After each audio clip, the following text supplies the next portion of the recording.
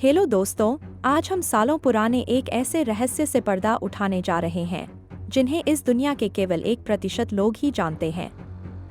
क्या कभी आपने इस दुनिया के सबसे सक्सेसफुल लोगों को बात करते देखा है?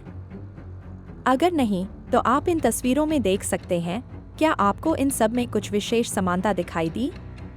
अगर आप गौर कर पा रहे हैं, तो आप देख सकते हैं कि एलन मस्क से लेकर रोनाल्डो तक बड़े से बड़े सेलिब्रिटी जब भी अपना इंटरव्यू या स्पीच देते हैं, तो वो अपने हाथों को एक विशेष मुद्रा में रखते हैं।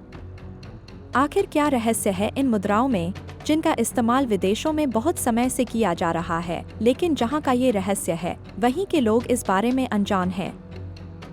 दोस्तों, आइए शुरू करते हैं भारतीय इतिहास में छुपे हस्त मुद्राओं का रहस्य।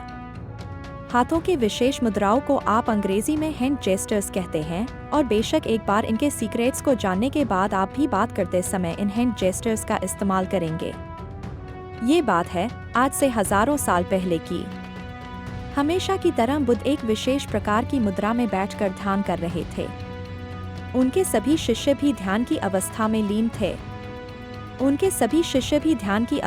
लीन थे। कुछ घंटे बाद जब बुद्धा ध्यान अवस्था से बाहर आए, तो उनके एक शिष्य ने उनके हाथ की विशेष मुद्रा पर प्रश्न किया। शिष्य को गुरुकुल में आए अभी कुछ ही समय हुआ था, इसलिए उसे बुद्धा के विशेष मुद्रा में बैठकर ध्यान करने के रहस्य का नहीं पता था। बुद्धा मुस्कुराए और उन्होंने अपने शिष्य को अपने पास बुलाया और कहा, आओ शिष्य, आज मैं तुम्हें इस संसार के सबसे प्राचीन रहस्य के बारे में बताता हूँ। हस्त मुद्राओं का ये रहस्य आज भी बहुत विशेष है, क्योंकि इसी रहस्य में इस पूरे ब्रह्मांड के संचालन का रहस्य छुपा है।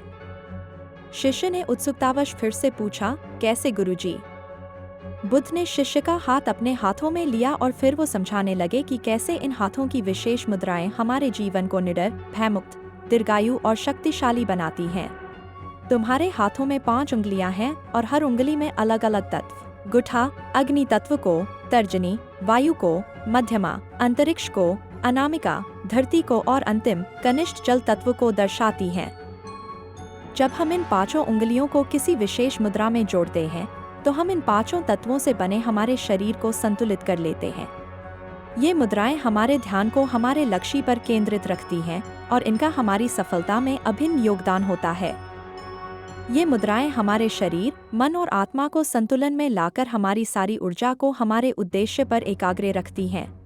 शिष्य, अब मैं तुम्हें जो बताने जा रहा हूँ, उसे ध्यान से सुनना। अपने दोनों हाथों के अंगूठों को भीतर की ओर तथा तर्जनी उंगलियों को बाहर की ओर मिलाओ और बाकी उंगलियों को मोड़ लो। इस हस्त मुद्रा को उच्चतम ज्ञानोदय मुद्रा कहते हैं। इसी मुद्रा का प्रयोग सबसे अधिक किया जाता है, क्योंकि इस मुद्रा में एक विशेष रहस्य है। जब हम अपने हाथों को इस मुद्रा में रखते हैं, तो ये हमारे मन और आत्मा के भीतर और बाहर की जागरूकता को बढ़ाता है।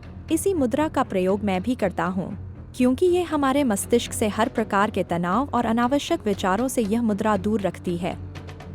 इस मुद्रा का अभ्यास करने से यह हमें हर प्रकार के डर, चिंता, नकारात्मकता आदि से बाहर निकालती है और हमारे भीतर आत्मविश्वास और जागृति पैदा करती है।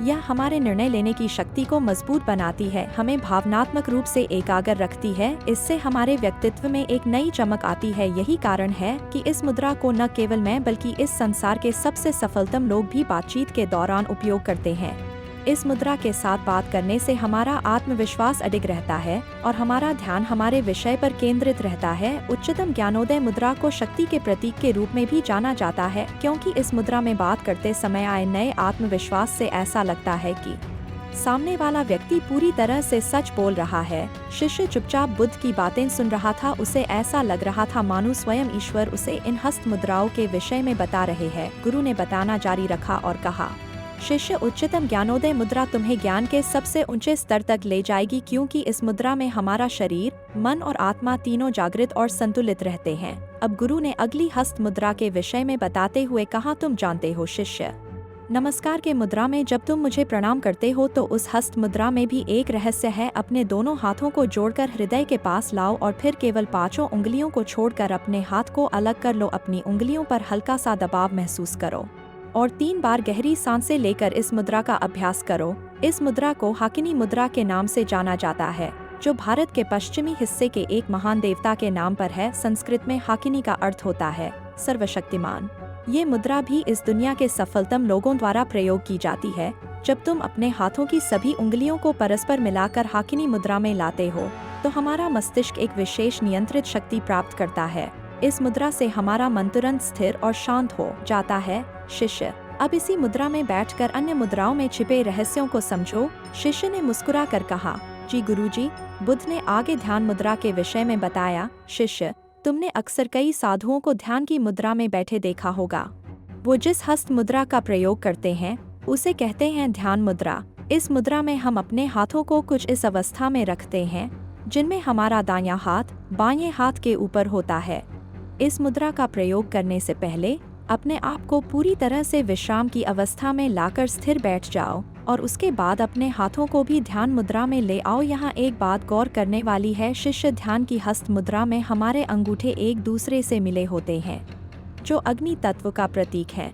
वहीं बाकी सारी उंगलियां जो बाकी तत्वों को दर्शाती हैं वो विश्राम में रहती हैं। इस मुद्रा के असंख्य लाभ हैं। इस मुद्रा में ध्यान करने से तुम्हारा मन हमेशा एकाग्र और स्थिर रहेगा, साथ ही ये तुम्हारे मन के शांति को भी बढ़ाएगा।